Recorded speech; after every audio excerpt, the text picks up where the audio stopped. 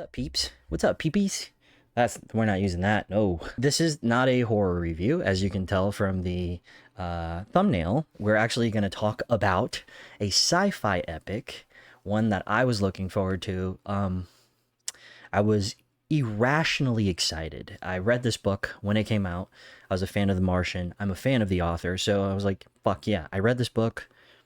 Stands the test of time. I've read it twice. I really enjoy this book, so I'm gonna review this movie as its own entity. I'm not gonna reference the book. I'm just kind of giving you a little background as to where my attachment comes from when it comes to this movie. The movie is directed by Phil Lord and Chris Miller, who you might know from such works as 21 and 22 Jump Street, like the Lego movie, not Legoland.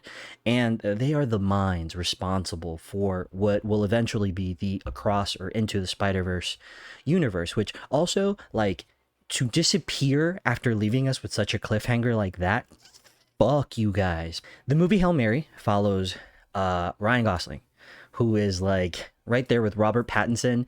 These two guys are my favorite actors, I think, currently. Ryan Gosling alone, he's played the comedian. He's the silly guy, the artistic guy, the strong silent type in Drive, Blade Runner. Like, the guy is diverse. I absolutely love him, and just fantastic. And Robert Pattinson, I feel the same way. So anything that they're in, I'm gonna watch, even if it's not in my wheelhouse of genres that I like.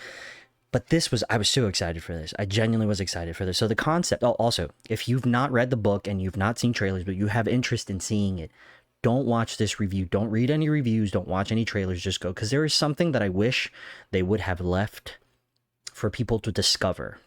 I think the way that trailer was cut, they got away with it. And then the last 10 or 15 seconds of that trailer, they showed something that I wish the audience would have discovered. Because when you read the book, the synopsis doesn't really allude to that. Don't watch this. Come back after you've watched it. Trust me, you'll thank me. But if you've seen it or you don't care, I'm only going to spoil things in the trailer, not in the movie. So with that out of the way, three, two, one. All right, I'm going.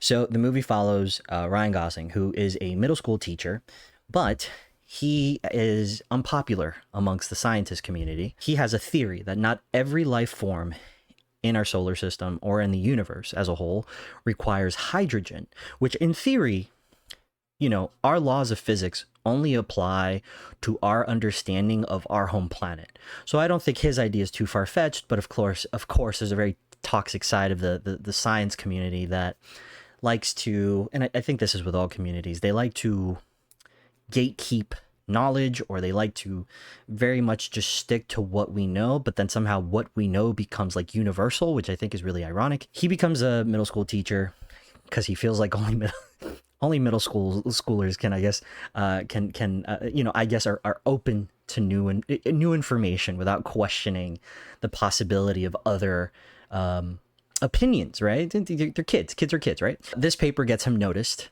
by very, very important people who are right now tracking the eventual extinguishing of our sun. And in 30 years, that's going to cause a lot of starvation, temperature shifts.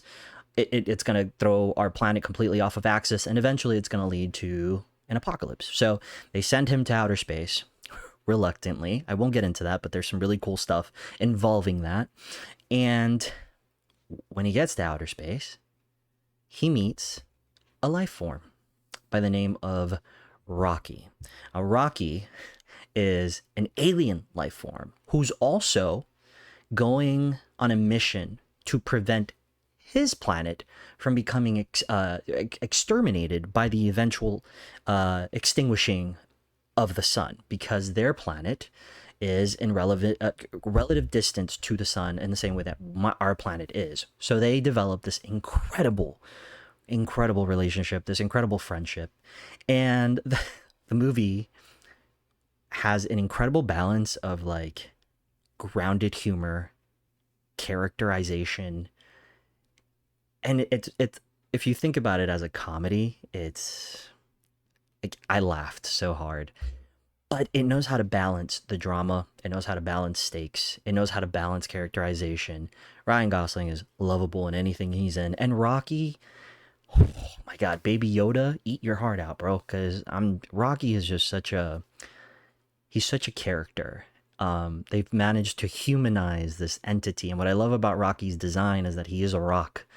You know how, like in alien movies, we usually give aliens faces, and it doesn't make sense because, that's how we perceive things. But for all we know, other alien life forms and other planets and solar systems and universes, they might not be anatomically accurate in the way that we perceive our anatomy, right? Like it's not realistic.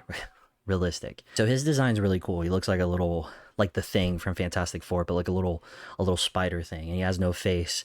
And they even reference that, and I think it's really, really, really, really, really cool that they gave his design something that actually feels alien in nature, as opposed to just something that is recognizable to us. I don't think that that's when we go to alien films. I don't think we should try to keep the aliens in a way that feels like they're anthropomorphic or proportionate to what we expect them to look like. I think alien life forms should look incomprehensible to the human eye. Things that we don't expect, that's alien life forms, because they wouldn't abide by our rules of biology. They wouldn't abide by our rules of elemental rules or physics. Like, it just makes it so. Rocky's design was awesome. It feels like they're two college buddies just chilling inside of a spaceship trying to figure this shit out.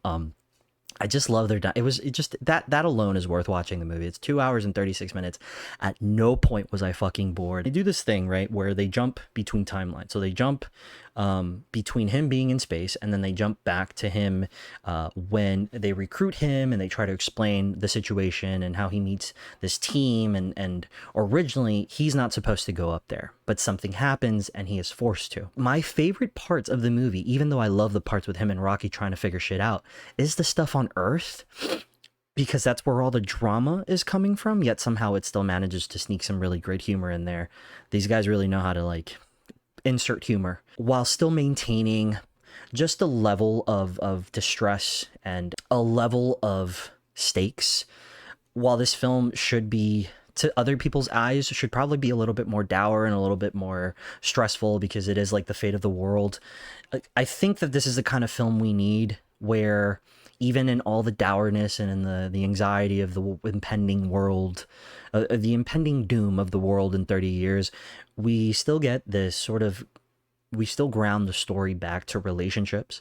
And that's where all the drama and the stakes come from, because you fall in love with these characters in such a way that you care about what happens to them. Damn, is one of them gonna die, or are they gonna eventually have to say goodbye to each other? And it's just those two characters alone and their relationship is worth the price of admission to watch this in theaters. Not to mention the cinematography is beautiful. A lot of people are comparing it to Interstellar, though I don't really see the comparison. Interstellar is such a heavy thematic, like such a heavy movie that deals with multiversal travel and many different things. I don't really compare this to Interstellar, and I don't think I'm ever going to understand that comparison. I think this is more in line with, like, kind of like The Martian, with an alien implementation in it, because The Martian was written by the same guy who wrote Hail Mary. You kind of explore a little bit of Rocky's civilization and his history and his alien life form. You explore a little bit of his ship, and you learn a little bit more about that. And he's also endured a tragedy in the same way that Ryan Gosling's character has endured a tragedy, which brings them together. And like I said, you get this, like, college dorm roommates dynamic throughout the movie that really humanizes this entire story. That alone is worth watching for, but there are many stakes. There is a great sequence in the third act that had my ass just tightening. My asshole was speaking in Morse code. While a lot of this film is really just a feel-good fucking movie that makes you get attached to these characters, even the characters that are, like, not significant to the plot as a whole but serve the plot, they're great. There's a security guy who is always with Ryan Gosling, who is awesome. I've done executive protection before, so, like, when you bodyguard, you just kind of have to be, and I thought that he was going to be there the whole time, but guess what? He wasn't. He was very endearing and very funny. So I loved him in it. The entire crew of astronauts that are meant to go up there are also very endearing. They all have things at stake, yet somehow they all find a way to be optimistic.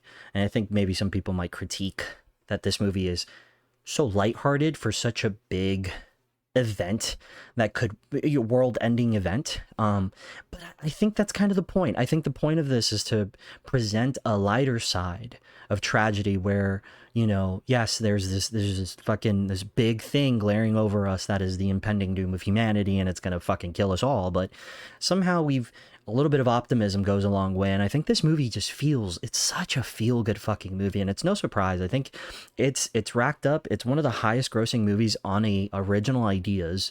That's not a franchise over a weekend. I think it made 80 million, and it deserves it, man. And I'm happy to see this in the same way that I was happy to see Sinners get as much money as it did. You know, it tells that people, it shows that people want original ideas, and I think that this was such a peak idea, man. This deserves to be in theaters. This deserves to be taken when it comes out of theaters. They need to put it back in theaters for a limited time, the same way that they've been doing with Sinners. It feels like a live action Pixar film, if I'm being honest. It's very sweet, but there's a lot of stakes. It feels like a live action Pixar movie that understands the stakes. So I don't know if that appeals to you. It wouldn't appeal to me if I heard that, but when you watch it, you'll understand why I'm saying it. So go watch it. Anyway, that's it. I have a movie tonight called I have an Unseen Scream tonight in theaters. It's a, if for you guys that don't know, an Unseen Scream is basically when AMC screens a mystery horror movie that's about to come out. So fingers crossed that it's They Will Kill You. At the very least, it's forbidden fruit. I'm kind of low-key excited for that. Don't know why. Without further ado, thank you. I'll have that review up tomorrow. I have this review up today. Thank you for watching. Thank you for the views. It's been really nice, really humbling. Thank you to all nerds for nerding out with me. That's it. I'll see you guys at the movies.